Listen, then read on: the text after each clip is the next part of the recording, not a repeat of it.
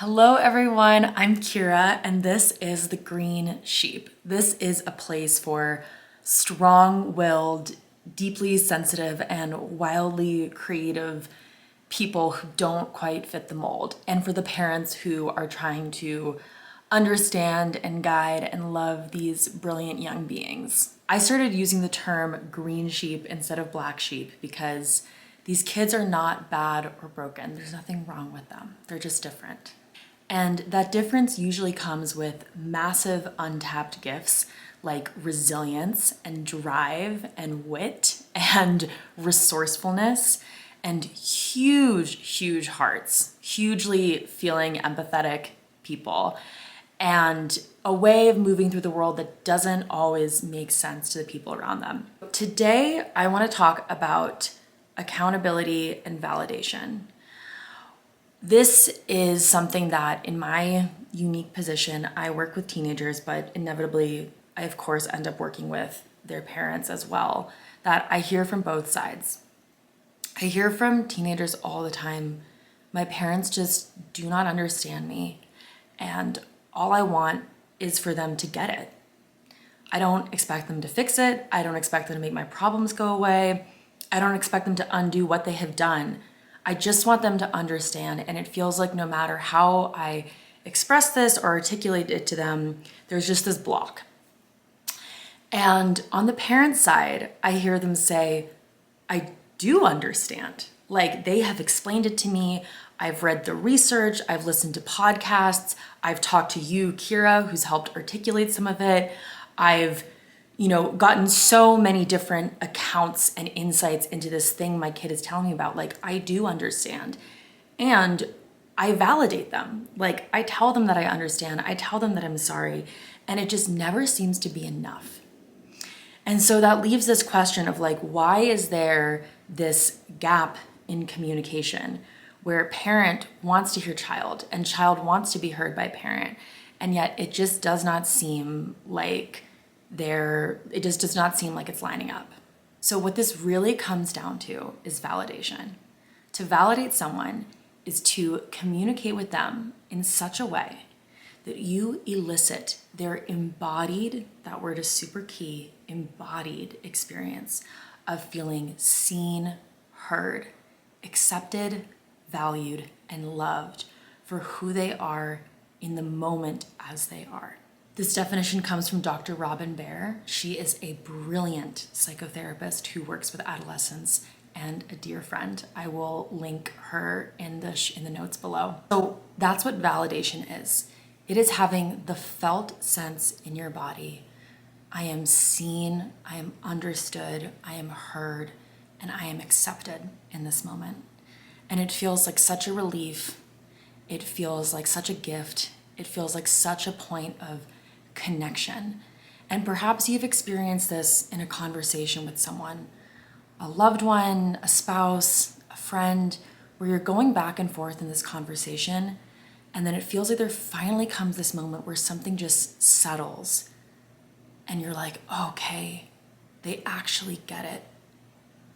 And maybe you felt it for yourself with someone else, the reverse of that, where you're talking to someone and it finally feels like it lands and your heart softens a bit and you're like, oh, okay, now I understand. The thing about validation is it's not up to us if the other person feels validated. And I think that this is the challenge most parents run into because they feel like they're saying the right words and that they understand, and yet their kid doesn't really feel understood. I often have parents ask me, what can I say? Like, I want them to feel heard and validated, and I keep trying, and it doesn't seem like anything's getting through. And what I first want to say is the only magic component of this is your sincerity. When I think back to the times that I felt really validated by my parents, I remember that it felt like literally their only intention was to understand. Like, that was it. There was no part of them that I could sense that was like, I want to understand so I can have a counter argument. I want to understand so she stops feeling this way. I want to understand so we can just get past this. It was like they literally just wanted to understand. There was this curiosity and this space, and I was like, oh my gosh, I actually feel like they get it now. One of these times that I felt really validated and seen by my dad, he said to me, I'm so sorry that I hurt you. Those are pretty simple words. They're beautiful. But what made them beautiful is that they were sincere. That I actually felt like my dad knows and sees the hurt that I feel, and he is truly sorry, and I can feel that. And I give this example because a lot of times we want to know the words, we want to know what to say because we want to make this other person feel heard and seen. Like our goal is to have that connection with them. But it's so much more about you being sincere and finding the words from your own heart. So I want to tell a quick story. There was a time that I did something that hurt my brother's feelings. And he was telling me that it had been hurtful. He was telling me how upset he was. And I was trying to minimize it. I was telling him, I'm sorry, and this is why I did that. I was explaining myself. Or I was saying, yeah, I'm sorry, but it probably didn't really matter that much to you because X, Y, Z. And I noticed that I was trying to minimize his pain so that I could feel more comfortable. Because if he didn't feel upset, if I actually had not hurt him that much, then I didn't have to feel guilty. Because it is really, really painful to feel that we have hurt someone that we love dearly. And I notice that this is a trap that parents fall into where in their attempt to make their child feel loved, they are actually invalidating them. And I'll explain what I mean by this. It's like if they can explain to their kid, no, I did that because I love you. I did that because I care. You're not understanding that. Like, this is the whole reason I did that. It's like they're trying to reassure their child, like, no, like, don't feel pain. Like, I love you. Like, I did that out of love, or you're not getting the full picture. Thinking that if their child can sort of reorganize their understanding, then the pain will go away. And what actually happens is that the kid just feels like my parents don't get it, and therefore they don't care. And the parent thinks that they're making it about their kids' feelings because they're trying to sort of solve their kids' feelings by being like, let me give you the full context so that you don't feel bad. And I think that this comes from a place of wanting your child to feel loved. Like when I noticed I was doing that with my brother, I was like, I'm doing this because I love him and I don't want him to feel bad. And I think that if he understands and I sort of minimize the pain, then that's going to make him more certain that I care for him and love him. And instead, it just seemed like I was trying to get myself off the hook. So much of this is energetic because teenagers, but really all of us, are energetic geniuses. Like we can kind of sense how someone feels. And if when we feel like this person is curious, this person cares, they understand, that is what elicits that embodied experience of feeling validated. So if you are running into this with your child and teen, and it feels like there is just this communication gap, here are some steps you can take towards giving them this experience of feeling validated. The first is to just slow down because we can get super triggered in these conversations. So take a moment to just pause. And then this is where you first spend some time with yourself. Because when someone that we love is upset, we're gonna have our own resistance or avoidance come up. And we have to notice the parts of us that are terrified and want to fix the situation because it's so scary to see them struggling. The parts of us that feel angry, because we feel not appreciated or we feel misunderstood. The parts of us that feel fear because we worry that we're never going to get back to a place of connection with them. There's always going to be this rift between us. So notice what's coming up within you, because any one of us, like, we're not going to go into a conversation with the person we love just being an emotional blank slate. Like, of course you're going to be having your own emotions about it.